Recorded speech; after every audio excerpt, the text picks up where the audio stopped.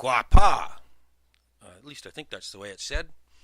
It's a tribal native reserve property casino in the United States. And it's in Oklahoma. What's spectacular about this? Well, there's 3 states we're going to be stepping on in a matter of 3 seconds. And I don't mean we're going to do it in 3 seconds. We're going to do it when we get there in 3 seconds. We had a hard time finding this place. This place was about an hour and a half of driving around and going to various tourist information centers, etc., until we finally got to this Indian reserve in Quapaw. And the only way we could find out where to go was Judy got smart and went to the local tribal ambulance service, and they said, we'll show you. And that's what you're seeing here is we're actually following the tribal ambulance taking us to where the 3 interstate or 3-state marker is for Kansas, Missouri, and Oklahoma, where they intersect. And what I found incredible is that nobody seemed to know where this place was. But when we get to the road actually says 3-state marker road, and yet nothing on the GPSs, nothing on any of the other maps that we had. Trying to find it was like a needle in a haystack. It wasn't really on Route 66. We had to actually travel off of Route 66 in order to get to it. And yes, we did travel through 3 states in order to get to it, but we also stepped on 3 states when we got to it. So here's the turn coming up here. On the right-hand side, there was a bison farm or something, a buffalo farm. And Kevin stops on the way back to take a few pictures and whatnot. But what I found interesting is that bison, my understanding of them, they're prairie animals and they roam. I guess that's more for wood bison, Canadian or something. Maybe down in the States, they found a way to put them into small pens and whatnot and still use them for food produce. Anyways, this reserve was awesome. It was like, for a native reserve, I mean, the size of the casino, as you saw back when we were going through the parking lot area, and the hotel that they had, wow, can you imagine? Wish I had the money to put that together. Wish I had the money to gamble in it. We didn't even stop and gamble. We just carried on.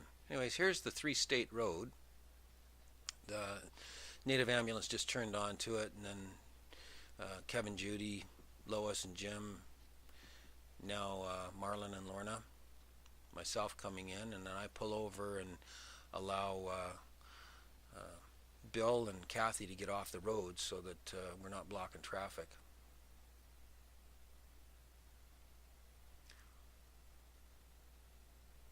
The guys in the ambulance were absolutely wonderful. Couldn't have asked for better. It was a godsend that Judy thought to go and ask.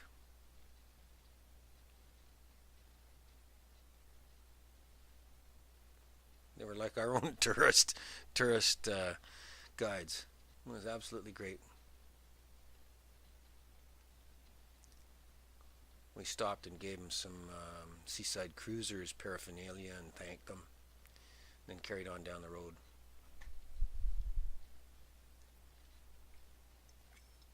There's the pens on the right for the bison. When we come up to the actual markers, there's 2 markers. It was re-marked, I guess is what they call it.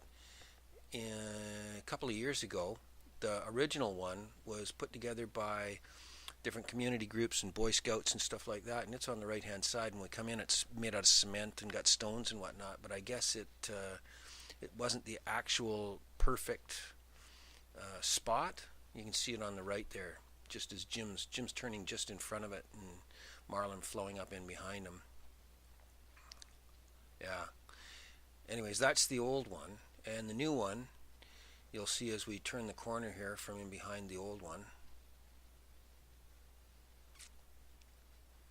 And I pull out of the way, actually. Ingrid gets out, and we were going to try and arrange a car shot of everybody's cars around it, but someone from the general public that lived within a 100-mile radius actually came down, and the next thing you know, we were parking our cars out of the way so that they could come in and park, and that sort of mucked up our shot. Anyways, that was the new one that you saw on the right hand side there. And now I've jumped ahead and I'm heading out. There's the car that interrupted our shot. I suppose we could have gone back, but life's too short. Got to keep moving. And here's the pens and field on the left-hand side for the buffalo.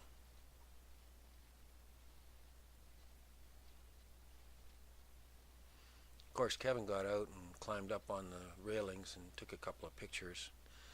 Everybody else kept on moving and heading up towards the stop sign to get out and back on the highway so that we can get ourselves into Oklahoma City. And that's it for September 10.